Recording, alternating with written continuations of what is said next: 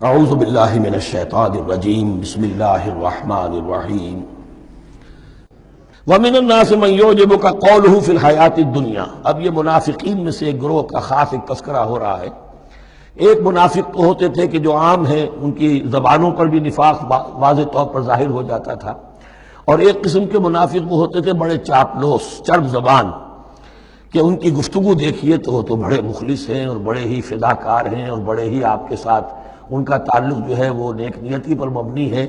ان کی زبانیں جو ہیں معلوم ہوتا ہے کہ اس میں تو سب گھی شکر گھلا ہوا ہے، لیکن یہ کہ ان کا کردار انتہائی خراب ہوتا ہے، اور پھر وہ جب واپس جاتے ہیں باتیں کرنے کے بعد یا باتیں بنانے کے بعد تو ان کا کردار جو ہے وہ فساد پر مبنی ہوتا ہے۔ وَمِنَ النَّاسِ مَن يُعْجِبُكَ قَوْلُهُ فِي الْحَيَاةِ الدُّنْيَا، اور لوگوں میں سے ایسے بھی ہیں جن کی باتیں تمہیں بڑی اچھی لگتی ہیں دنیا کی زندگی میں۔ وَيُشْهِدُ اللَّهَ عَلَى مَا فِي قَلْبِهِ، اور وہ اللہ کو بھی گواہ ٹھہراتا رہتا ہے، میں جو کچھ کہہ رہا ہوں اللہ جانتا ہے، میں خلوص سے کہہ رہا ہوں، میں بالکل اپنی نیک نیتی سے کہہ رہا ہوں، اللہ جانتا ہے۔ وَهُوَ أَلَدُّ الْخِصَامِ، حالانکہ فی الواقع وہ دشمن ہے بہت سخت، الد بہت شدید، اور خصام خصم دشمن کے لیے آتا ہے۔ وَإِذَا تَوَلَّى، جب وہ پیٹھ موڑ کے جاتا ہے، سعى فِي الْأَرْضِ، اب وہ زمین میں جو بھاگ دوڑ کرتا ہے، لِيُفْسِدَ فِيهَا، اس میں فساد مچائے، وَيُهْلِكَ الْحَرْثَ وَالنَّسْلَ، اور ہلاک کرے، کہیں کسی کی کھیتی جلا دی، کہیں کسی کا کوئی جانور جو ہے وہ ختم کر دیا، مار دیا۔ وَاللَّهُ لَا يُحِبُّ الْفَسَادَ، اللہ تعالیٰ کو فساد بالکل پسند نہیں ہے۔ وَإِذَا قِيلَ لَهُ اتَّقِ اللَّهَ، جب ایسے شخص سے کہا جاتا ہے کہ تو اللہ کا خوف کرو، اللہ سے ڈرو، تم باتیں ایسی کرتے ہو، عمل تمہارا یہ ہو رہا ہے، سوچو تو صحیح۔ اخذت العزت بالاسم، تو اس کو اپنی عزت نفس، جھوٹی عزت نفس گناہ پر اور جما دیتی ہے۔ ایک شخص وہ ہوتا ہے جس سے خطا ہو گئی، غلطی ہو گئی، اس نے اپنی خطا تسلیم کر لی تو اصلاح کر لے گا۔ ایک وہ ہے کہ جو کیسے مان لوں میری غلطی ہے، اس کی جھوٹی انا جو ہے اور جو اس کی جھوٹی عزت نفس ہے وہ اسے اور گناہ کے اوپر چپکا دیتی ہے۔ اخذت العزت بالاسم، اس کو اور اس پر ضابط کر دیتی ہے۔ فحسبہ جہنم، تو اس کے لیے تو اب کافی ہے جہنم ہی۔ وَلَبِئْسَ الْمِہَادُ، اور یقیناً وہ بہت برا ٹھکانہ ہے۔ روایات میں آتا ہے کہ یہ شخص خاص تھا اخنس ابن شریق، اس کا یہ کردار ہے، لیکن یہ کہ یہ تو یوں سمجھیے کہ شان نزول کے اعتبار سے یہ بات ٹھیک ہے، اور یہ کہ تعویل خاص میں اس کو بھی سامنے رکھیں گے، لیکن یہ وہی ہے، کردار ہے، یہ کردار ہر جگہ آپ کو ملے گا۔ اصل میں کردار کو پہچاننا چاہیے، اور اس کے حوالے سے اللہ تعالیٰ سے ہدایت طلب کرنی چاہیے کہ اس کردار سے اللہ تعالیٰ ہمیں اپنی حفظ ایمان میں رکھے۔ وَمِنَ النَّاسِ مَن يَشْرِي نَفْسَهُ ابْتِغَاءَ مَرْضَاتِ اللَّهِ، قرآن کا یہ عام اسلوب ہے کہ تقابل ضرور کرتا ہے، فوری تقابل۔ تو اس میں لوگوں میں سے وہ بھی ہیں جو اپنے آپ کو بیچ دیتے ہیں اللہ کی رضا جوئی کے لیے، اپنا تن من دھن، ان صلاتی و نسکی و محیای و مماتی للہ رب العالمین۔ ومن الناس من یشری نفسہ ابتغاء مرضات اللہ واللہ رؤوف بالعباد، اور اللہ اپنے ایسے بندوں کے حق میں بہت شفیق ہے۔ ظاہر بات ہے جس نے یہ ارادہ کر لیا ہو، نیت کر لی ہو، کبھی ایسے شخص سے بھی کوئی کوتاہی ہو سکتی ہے، حالات ہو سکتے ہیں عارضی سے، کبھی جذبات میں آ کر کوئی غلط قدم اٹھ گیا، اللہ پہ معاف فرمائے گا، بڑی شفقت کے ساتھ معاف فرمائے گا۔ طے کر لے انسان، ایک سیدھا راستہ یہی بن جائے، ان صلاتی و نسکی و محیای و مماتی للہ رب العالمین۔ تو پھر یہ ہے کہ کوئی تیز دوڑے گا، کوئی آہستہ چل سکے گا، مختلف صلاحیتوں کے لوگ ہوتے ہیں، اس میں فرق و تفاوت رہے گا، لیکن جس نے یہ عزم کر لیا ہے اللہ تعالیٰ ان کے حق میں بہت شفیق ہے۔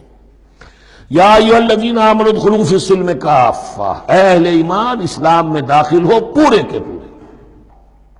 یہ گویا کہ وہ بات اب کہی جا رہی ہے کہ جس کا ریورس یا کانورس ہم بنی اسرائیل کے ساتھ جو خطاب تھا اس میں پڑھ چکے ہیں۔ افتؤمنون ببعض الکتاب وتکفرون ببعض، کیا تم ہماری کتاب، ہمارے دین، ہماری شریعت کے ایک حصے کو مانتے ہو اور ایک کو رد کر دیتے ہو؟ فما جزاء من يفعل ذلك منكم الا خزي في الحياة الدنيا ويوم القيامة يردون الى اشد العذاب، تو جو کوئی بھی تم میں سے یہ روش اختیار کرے گا اس کی کوئی سزا اس کے سوا نہیں ہے کہ دنیا میں ذلت اور خواری ان پر مسلط کر دی جائے، اور قیامت کے دن شدید ترین عذاب میں جھونک دیے۔ اس کو اب مثبت پیرائے میں مسلمانوں سے کہا جا رہا ہے، یا ایھا الذین آمنوا ادخلوا فی السلم کافہ، ریزرویشنز کے ساتھ نہیں، ایکسیپشنز کے ساتھ نہیں، اللہ کی بندگی تو کرنی ہے، اس معاملے میں نہیں۔ اللہ کے حکم تو ماننا ہے لیکن یہ حکم نہیں میں مان سکتا، یہ ایک کی بھی نفی جو ہے وہ گویا کہ کل کی نفی ہو جائے گی۔ ادخلوا فی السلم کافہ، ٹیک اٹ اور لیو اٹ، یہ پیکج ڈیل ہے، اس میں جزوی بات نہیں ہو سکتی۔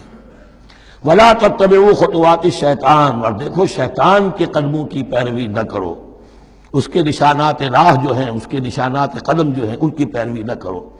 انہ لکم عدو مبین، وہ تو یقیناً تمہارا بڑا کھلا دشمن ہے۔ فإن زللتم من بعد ما جاءتكم البینات، پھر اگر تم پھسل گئے اس کے بعد بھی کہ تمہارے پاس یہ واضح تعلیمات آ چکی ہیں، فاعلموا ان اللہ عزیز الحکیم، کہ جان لو کہ اللہ تعالیٰ پھر زبردست ہے۔ اس میں دھمکی کا پہلو آ گیا کہ پھر اللہ کی جو ہے پکڑ سخت ہوگی، حکیم بھی ہے، اس کی پکڑ میں بھی حکمت ہے۔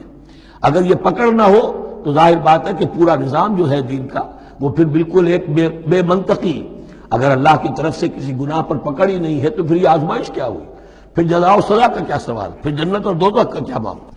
هل ينظرون الا ان ياتيهم الله في ظلل من الغمام والملائكة وقضي الامر۔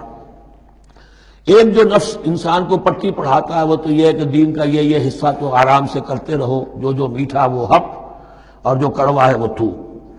دوسری پٹی یہ پڑھاتا ہے کہ ابھی ذرا یہ ٹھیک ہے، یہ اللہ کا حکم ہے، یہ بھی حکم ہے، دین کا یہ بھی تقاضا ہے، ابھی ذرا ذمہ داریاں ہیں، ابھی ذرا بچوں کے معاملات ہیں، بچے برسر کار ہو جائیں، بچیوں کے ہاتھ پیلے ہو جائیں، میں ذرا ریٹائرمنٹ بھی لے لوں، تو پھر یہ مکان بنا لوں، پھر میں اپنے آپ کو دین کے لیے پھر خالص کر لوں گا، دین کے لیے پھر میں وہی کام کروں گا۔ یہ سب سے بڑا دھوکہ ہے، وہ وقت کبھی نہیں آتا۔ اسی لیے فرمائے کس شے کا انتظار کر رہے ہیں؟ هل ينظرون الا ان ياتيهم الله في ظلل من الغمام، کہ اللہ تعالیٰ آ جائے بادلوں کے سائبانوں میں، والملائکۃ اور فرشتے آ جائیں، وقضی الامر اور پھر فیصلے چکا دیا جائے گا۔ کیا معلوم کب وہ گھڑی آ جائے، یہ مہلت عمر تو اچانک ختم ہو سکتی ہے۔ پوری دنیا کی قیامت بھی جب آئے گی اچانک آئے گی، اور ہر شخص کی ذاتی قیامت تو اس کے سر کے اوپر تلوار کی طرح لٹکی ہوئی ہے کہ من مات فقط قامت قیامتہ، جو مر گیا اس کی قیامت تو آ گئی۔ کیا تمہارے پاس گارنٹی ہے یہ سارے کام کرو گے تب تک زندہ رہو گے اور پھر بھی تمہارے جسم میں کوئی توانائی، کوئی رمق باقی رہ جائے گی کہ دین کا کوئی کام کر سکو؟ تو جان لو تم کس چیز کا انتظار کر رہے ہو سکتا ہے اچانک اللہ کی طرف سے مہلت ختم ہو جائے، سٹاپ رائٹنگ، 3 گھنٹے ہو گئے، بس اب جو لکھ لیا، اب آگے تمہارے پاس مہلت نہیں ہے۔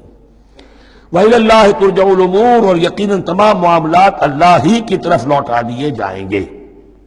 صدق اللہ العظیم۔